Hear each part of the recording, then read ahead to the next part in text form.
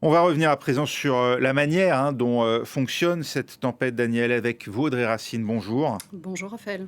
Daniel qui était déjà une tempête puissante lorsqu'elle est passée sur le nord du bassin méditerranéen. Mais voilà, les ravages en Libye sont d'une toute autre ampleur. Oui, une tempête se forme là où il y a un conflit entre deux masses d'air, une masse d'air chaude, une masse d'air froide.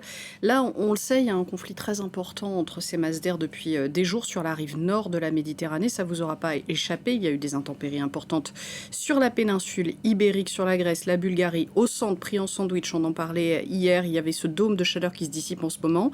Ces lignes de friction très fortes, très importantes entre basse et haute pression ont donné naissance à une puissante tempête. Vous l'avez vu, ce parcours de Daniel qui allongeait donc la côte nord de la Méditerranée, provoquant des dégâts importants. Mais depuis la Turquie, elle a obliqué vers le sud et traversé l'est de la Méditerranée.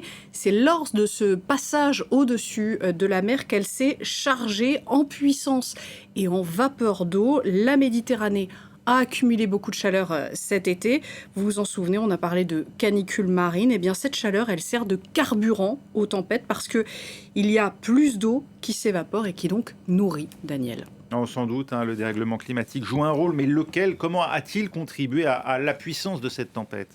La Méditerranée est un hotspot, c'est le terme du dérèglement climatique, c'est-à-dire que c'est un endroit sur la planète où les effets du réchauffement climatique se font sentir plus qu'ailleurs. Le météorologue et climatologue Robert Votard étudie les variations de ce climat méditerranéen pour le GIEC, dont il est coprésident. Écoutez ses explications.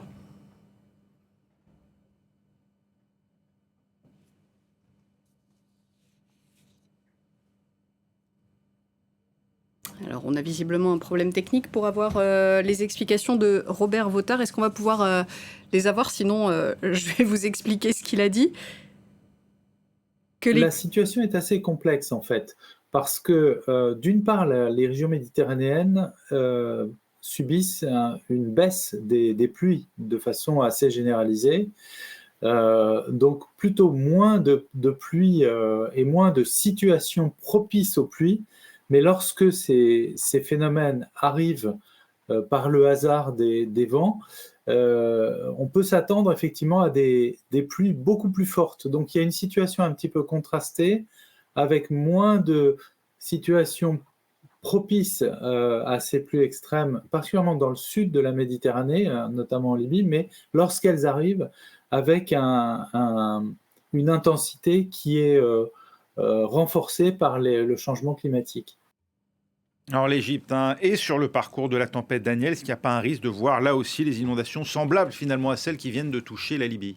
Alors, le pic de l'événement, il est déjà passé. C'est la Libye qui a pris la plus grosse puissance de la tempête Daniel. Une tempête, elle fonctionne comme un ouragan, c'est-à-dire qu'elle se charge en puissance au-dessus de la mer. Lorsqu'elle arrive sur les terres, elle perd en puissance. En fait, lorsqu'il pleut, la terre se rafraîchit et donc les températures s'équilibrent entre l'atmosphère et la terre.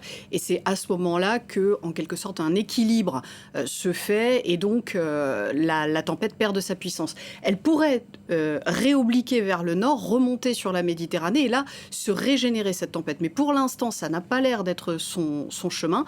Elle va vers l'est, vers l'Égypte et au fur et à mesure, elle freine en atteignant l'Égypte qui va avoir la queue de la tempête et certainement pas une tempête d'une aussi forte puissance que celle qu'on a pu voir. Merci Audrey Racine d'Élémentaire.